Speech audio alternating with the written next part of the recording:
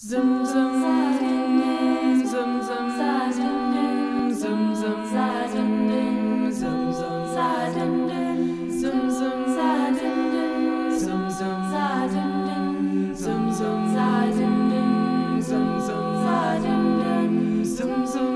What can you do when your hope is gone? You're all alone. Coming to Hotchkiss was like landing on the moon. I was born and raised in Israel, and although I was determined to come to boarding school, everything I knew about it I learned at movies. I found myself in a new language, without family, no friends to speak of, and no idea of what I had gotten myself into.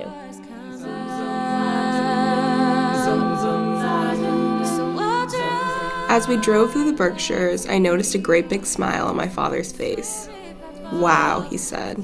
"I haven't seen hills like that since my childhood in Haiti."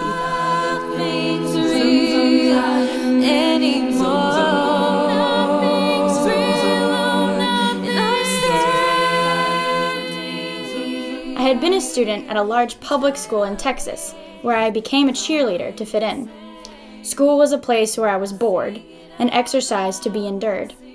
At Hotchkiss, I was thrilled that I could be an athlete, a performer, and a scholar, and be celebrated for each of these strengths.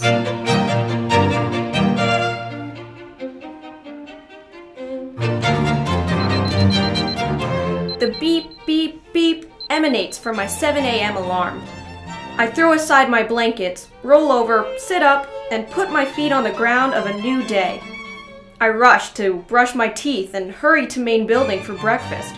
Print history paper, do French grammar exercises in free period, email mom about college applications, check practice time for cross country, fetch retainer from infirmary, phone dad to say happy birthday, collect mail, and the list goes on until midnight, when I set that little black box once again.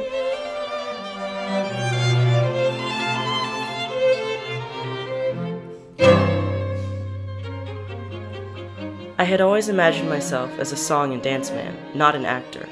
After I made the cut for the Laramie project, I couldn't wait for the fun to begin. I remember the first rehearsal. We all took a seat and read our parts. It was not what I expected. People cried. Matthew Shepard was savagely beaten and left for dead, all because he was gay.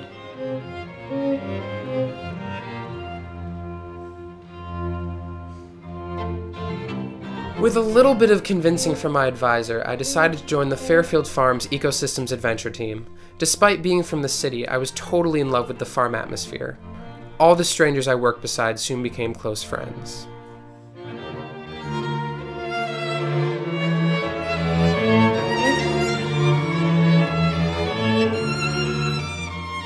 During our sleepover, we walked to a field a few minutes from our campsite. I sat down, hugging my knees to my chest, then lying flat on my back. The grass made a nest around me, and above me stretched an expanse of stars. I knew I could spend all night trying to count each one and get nowhere.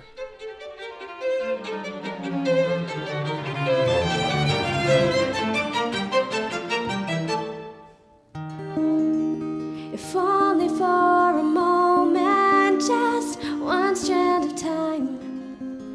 Having been blown away by Mr. Marchant's romanticism elective in the fall, I signed up for his nature class in the spring.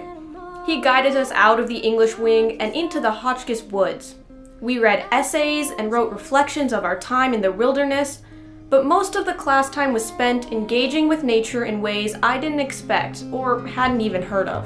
And then you feel the rush of the perfect second. Just one moment. I wanted to go on a summer program to improve my Spanish.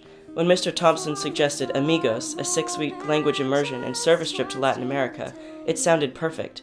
Amigos focuses service on what the community wants, so our initiative was to fix up the community kitchen.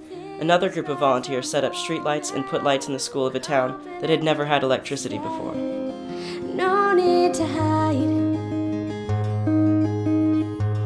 And then you see a snapshot of the perfect. You can take advantage of the opportunities you have anywhere in life just by looking at the faces around you and getting to know the person behind them. I'm humbled by how much I can learn from my peers, just as much from my teachers.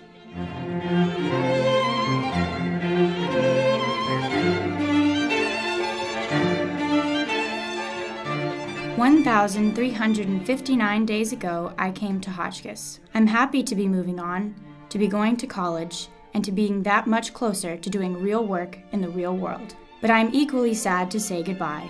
I will miss my friends, students, faculty, and staff alike. I will miss the golf course, the snack bar, senior quad, and everything else that helped make this place home for me.